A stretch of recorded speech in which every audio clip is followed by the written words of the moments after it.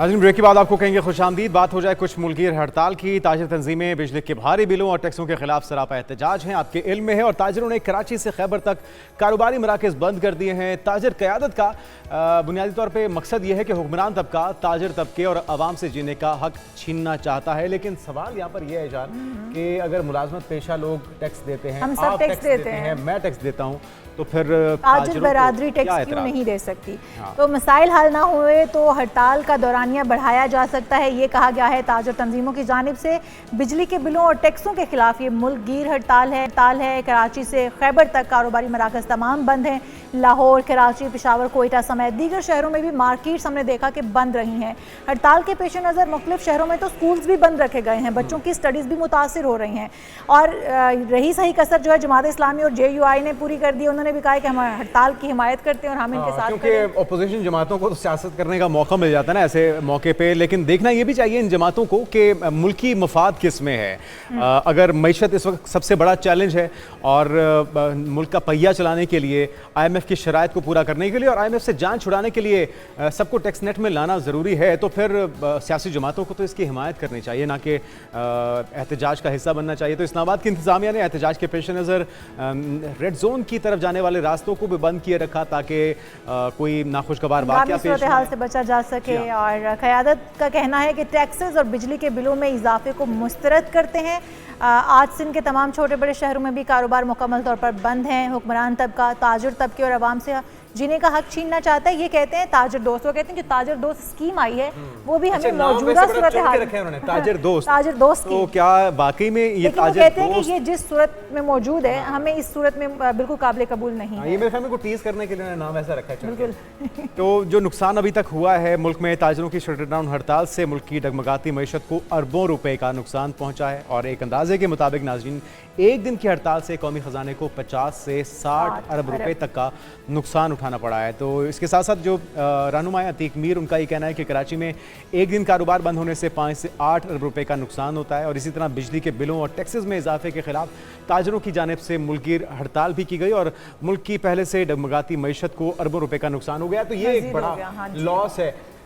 लेकिन अब ये भी तो देखना है ना कि ताजिर जो कि हड़ताल करके बैठे हैं, उनके अपने घरों के चूल्हे भी तो बंद हो सकते हैं, उनके अपने जो फैमिलीज हैं वो भी उनका रोजगार भी इसी से वाबस्ता है। तो ये सारी सूरत हाल कहाँ पे इसका ड्रॉप एंड होगा, कहाँ पे कोई वे आउट निकल पाएगा। FPCCI के वाइस प्रेसिडेंट हैं ज़की एजाज साहब, आपको वेलकम कहेंगे ज़की साहब पाकिस्तान मॉर्निंग में।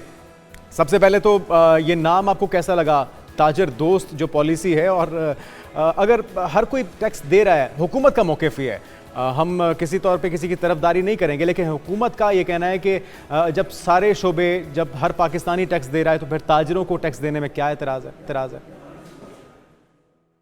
जी बहुत शुक्रिया। ताजिर दोस्त जो स्कीम है ये बहुत अच्छा दाम है, जिससे एक अच्छा आपको तासुर मिलता है, लेकिन एक्चुअली ऐसा हो नहीं रहा। देखिए, जब भी आपने कोई भी इम्प्लीमेंटेशन करनी होती है तो उसके लिए आपको ऑन बोर्ड लेना पड़ता है स्टेक होल्डर्स को। ठीक है। तो अभी जब बजट अनाउंस हुआ तो हम फाइनेंस मिनिस्टर से मिले और उनको हमने कहा कि FPCCI ये रोल अदा करती है कि तमाम पाकिस्तान की जितनी चैम्बर्स हैं, जितनी मार्केट्स हैं, उनको हम इकट्ठा करते हैं और हम मिलकर आपके साथ हम 5 करोड़ जो है वो फाइलर जो है वो आपको बनवा कर देते हैं। ठीक है। लेकिन उन्होंने हमारी बात नहीं सुनी और अभी तक दोबारा उन्होंने हमसे रजू भी नहीं किया। सर, मैं यहाँ आपको बताऊं कि पाकिस्तान की इस वक्त जो इकोनॉमी है वो रवि का शिकार है और बदहाली का शिकार है। इस वक्त जहाँ एक तरफ जो है वो बिजली की प्राइसेस कम नहीं हो रही, IPPs का इश्यूज है, और साथ साथ आपने जो इकोनॉमी चल भी रही थी कुछ 30-40%, वो भी आपने अब ये ताजिरों को आपने टैक्स इंप्लीमेंट करके वो भी आपने रोक दी है। अच्छा ज़की साहब, बुनियादी तौर पे वो कौन सी शिकें हैं जिस पे आपको एतराज़ है? मैं दावे के साथ ये तो कह सकता हूँ कि जितने भी ताजिर हैं वो मुहिब वतन भी हैं और वो टैक्स देना भी चाहते होंगे, लेकिन क्या तरीक़ेकार पे एतराज़ है और वो क्या शिकें हैं जिस पे आपको लग रहा है कि डेडलॉक हुआ है? देखिए, उनका जो इतराज़ है कि उन्होंने एरिया वाइज टैक्स लगा दिया है। देखिए, एक दुकान है 10 बाई 10 फुट की, वो सुनार की भी हो सकती है और एक कबाड़िए की भी हो सकती है, तो वो उन्होंने एरिया वाइज लगा दिया है। ये हाउ इट्स पॉसिबल कि एक कबाड़िए की इनकम क्या होगी और एक सुनार की क्या इनकम होगी, तो ये कोई रैशनल नहीं है, ठीक है ना। तो पहली तो बात ये है कि हमने इवन इंडस्ट्रियलिस्ट के लिए भी कहा है एफबीआर को और फाइनेंस मिनिस्टर को कि आपका ये 16 सफ़े का जो टैक्स रिटर्न फॉर्म है, ये तो कोई पढ़ा लिखा बंदा भी फिल नहीं कर सकता विदाउट कोई कंसल्टेंट के बगैर। तो हमने उनको 1 पेजर भी बनाकर दिया कि आप ये इंट्रोड्यूस करवाएं, और हम आपको 5 करोड़ जो है ना वो फाइलर आपको 2 से 3 सालों में रजिस्टर करवा कर देते हैं। आप हमारे साथ बैठें, आप टैक्स बताएं कितना चाहिए आपको गवर्नमेंट को, हम वो आपको तमाम तंजीमों के साथ बैठकर, तमाम मार्केटों के साथ बैठकर, तो तमाम चैम्बर के साथ बैठकर, अभी आपके साथ मुज़ाकरात हुए होंगे, हुकूमती सतह पर कोई बातचीत हुई होगी, अभी डेडलॉक बरकरार है, उसकी वजह क्या है? क्या हुकूमती सतह पर मुज़ाकरात कामयाब नहीं हो पा रहे? क्या वो ये टैक्सेस हटाने के लिए तैयार नहीं है? देखिए इशाल, बात यह है कि इस वक्त गवर्नमेंट का जो एटीट्यूड है वो सीरियसनेस की तरफ नहीं है। चाहे वो IPPs का मामला हो, चाहे ये ताजिर दोस्त स्कीम का मामला हो, चाहे कोई और मामला हो। हमने, आपको पता है कि FPCCI ने, फेडरेशन की ने जो है वो IPPs के खिलाफ जो है वो सुप्रीम कोर्ट में भी रिट कर दी है, और हम मुस्तकिल एहतजाज कर रहे हैं उसके ऊपर। इसी तरह ताजिर दोस्त जो हमारे, वो भी मुस्तकिल एहतजाज कर रहे हैं। लेकिन सीरियसनेस का ये हाल है कि ना फाइनेंस मिनिस्टर साहब इन्वॉल्व हो रहे हैं, ना चेयरमैन FBR इन्वॉल्व हो रहे हैं, ना प्राइम मिनिस्टर साहब इन्वॉल्व हो रहे हैं। ज़की साहब, गुज़िश्ता रोज भी बात हुई थी राना एहसान अफजल साहब से, जो कोऑर्डिनेटर हैं वज़ीर आज़म के भी, वो कह रहे हैं कि जी हमारा इस वक्त टारगेट ये है एक तो कि हमने सबको टैक्स नेट में लेकर आना है, और अगर टैक्स नेट बढ़ जाता है तो फिर शरह को हम कम कर देंगे। साथ में एक इल्ज़ाम भी है आपके ऊपर, आपकी जो ताजिर बरादरी है उसके ऊपर, कि हर बार हर गवर्नमेंट के साथ ब्लैकमेलिंग के जरिए टैक्स नेट में आने का जो मामला है उससे आप लोगों की जान छूट जाती है। तो इस तासुर को कैसे ज़ायल करेंगे? और टैक्स नेट में आना तो मेरे ख्याल में कोई बुरी बात नहीं है। सर देखिए, मैं आपकी बात से एग्री करता हूँ, FEC से इस बात से एग्री करती है कि हमें टैक्स बेस को बढ़ाना है। अभी सिर्फ 3.5 मिलियन जो है वो हमारे फाइलर है। हम एग्री कर रहे हैं, हम तो, मैंने जैसे आपको पहले भी कहा कि हम 5 करोड़ से ज्यादा भी फाइलर बनवाने के लिए तैयार हैं, हम उनको टैक्स नेट में लाने के लिए तैयार हैं। सर पहली तो एक बात यह है कि गवर्नमेंट को ये समझ लेना चाहिए है कि जो ताजिर है वो चोर नहीं है, आपके जो सिस्टम है वो चोर है। FBR बेसिकली उनके जो लोग हैं वो चोर है, वो चाहते नहीं है कि लोग टैक्स में आए, क्योंकि लेकिन ज़की साहब, अगर आप लोग मुल्क का पहिया जाम कर देंगे, आपकी बात बजा होगी, उसके अंदर हर महकमे में, हर शोबे में कोई ना कोई काली भेड़ें तो होती हैं, लेकिन इसका मतलब ये नहीं कि आप लोग मुल्क का पहिया रोक दें। अब एक दिन के अंदर अगर 8 से 10 अरब रुपए का मुल्की खजाने को नुकसान पहुंचा, और अल्टीमेटली जो हड़ताल है उसका नुकसान तो आपको भी होगा, आपका कारोबार मुतासर होगा, आपके अहल-ओ-याल उससे मुतासर होंगे, तो क्या कोई ऐसा चीज़ जो कि एक टेबल बैठ के इसका हल निकाला जा सके, वो बेहतर नहीं होगा बजाय इसके कि आप सड़कों पे आ जाएं और कारोबार बंद हो जाए? जी जुनेद, आपकी राय बिल्कुल सही है। हम तो कोशिश यही कर रहे हैं, उनको मैसेज भी यही भिजवा रहे हैं कि आप टेबल पे बैठें। हम FPCCI का मेन रोल यही होता है कि ताजिर जो लोग होते हैं उनको टेबल पे बैठाते हैं, इधर से जो गवर्नमेंट के स्टेक होल्डर हैं उनको हम टेबल पे बैठाते हैं और बैठकर इस मसले को हल करवाते हैं। लेकिन मैं आपको बताऊं, चाहे वो IPPs का इशू हो, चाहे इंटरेस्ट रेट का इशू हो, चाहे अभी ताजिर दोस्त स्कीम का इशू है, गवर्नमेंट जो है वो सीरियस नहीं है, मुज़ाकरात करने के लिए वो तैयार नहीं है। ज़की साहब, आपने अपने आगाज में कहा था कि हमारे साथ एक हफ्ते के लिए बैठ जाएं कमरे के अंदर और बैठकर 10 इयर्स 20 इयर्स की पॉलिसी बनाएं, इंडस्ट्रियल पॉलिसी बनाएं, टैक्स पॉलिसी बनाएं, एग्रीकल्चर पॉलिसी बनाएं, हेल्थ पॉलिसी बनाएं, एजुकेशन पॉलिसी बनाएं।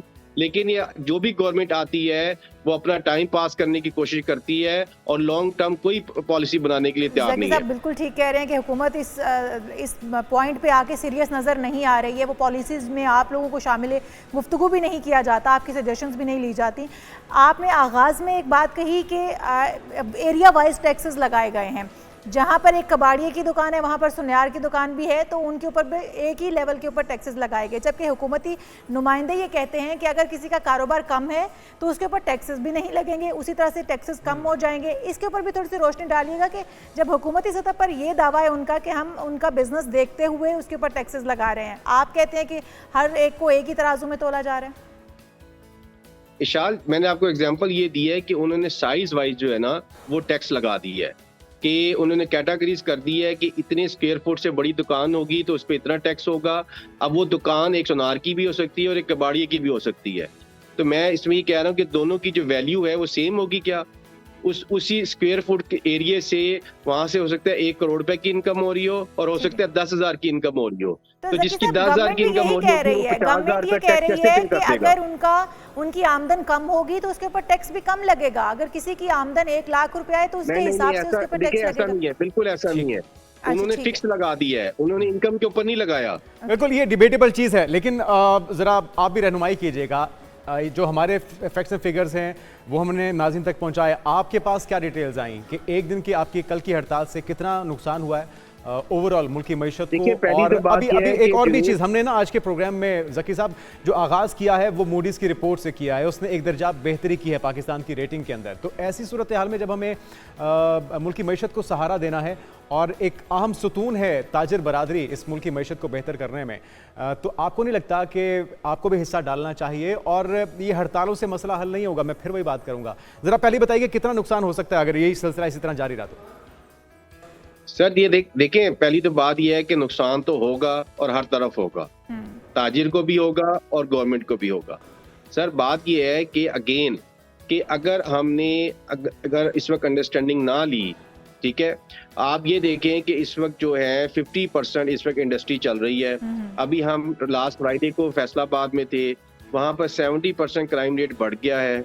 100 बड़े कारखाने वहां पर बंद हो गए हैं, अनएम्प्लॉयमेंट हो रही है। फर्ज किया आपके मुज़ाकरात के लिए आपको बुलाया जाता है, ऑप्शंस क्या आप सामने रखेंगे हुकूमत के कि जी हम ये तरीकाकार है जिसके तहत हम टैक्स नेट में आने को तैयार हैं? सर पहली तो बात यह है कि मैं आपको थोड़ा सा यहाँ बताता चलूं कि गवर्नमेंट ने इस साल जो टैक्स रेवेन्यू बनाया है वो 12,900 अरब बनाया है और लास्ट ईयर वो था 9,500 अरब। तो मैं आपको एक तो पहले ये बता दूं कि अभी तक FPR जो है उसकी जो टैक्स कलेक्शन में है शॉर्टेज आ चुकी है और ये जैसे जैसे दिन और महीने, हफ्ते और महीने गुजरेंगे ये टैक्स शॉर्टेज और बढ़ती जाएगी, क्योंकि 50% इस वक्त इंडस्ट्री बंद हो चुकी है और मजीद बंद होने जा रही है। अगर आप बिजली का लोड देखें तो वो जो आज से 3 महीने पहले था वो भी कम हो गया है।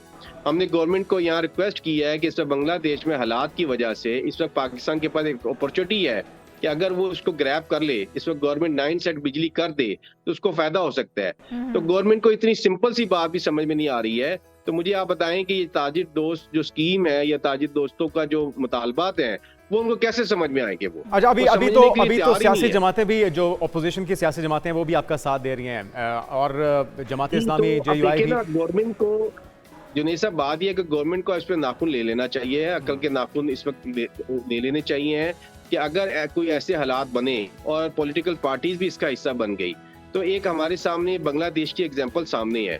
लेकिन मैं फिर भी नाउमीद नहीं हूँ, पाकिस्तान में बहुत पोटेंशियल अवेलेबल है। आज भी अगर हम सर जोड़ के बैठ जाएं, गवर्नमेंट और स्टेक होल्डर सर जोड़ के बैठ जाएं तो ये मसले का सर जोड़ के बैठना पड़ेगा। ज़की एजाज साहब आपका बहुत शुक्रिया और यकीनी तौर पे दोनों तरफ से ज़िम्मेदारी करना होगा। हम किसी की तरफदारी किए बगैर सिर्फ ये कहना चाहते हैं कि मुल्क की मईशत को संभाला देना इस वक्त ताजिरों की भी उतनी जिम्मेदारी है जितनी कि हुकूमत वक्त की है। और मूडीज़ ने अगर पाकिस्तान की दर्जाबंदी में बेहतरी की है और IMF की हमें कर्जे की ज़रूरत है तो ऐसे में सबको अपना हिस्सा डालना होगा। और टैक्स नेट अगर उसे नहीं बढ़ाया जाएगा और टारगेट्स को पूरा नहीं किया जाएगा तो फिर वो अल्टीमेटली पाकिस्तान के आम गरीब तबका जो एक आम दिहाड़ीदार बंदा है उसी की जेब से निकालना पड़ेगा। तो ताजिर बरादरी को भी मेरे ख्याल में शटर डाउन हड़ताल जो है वो किसी चीज़ का हल नहीं है और ना ही पहिया जाम हड़ताल।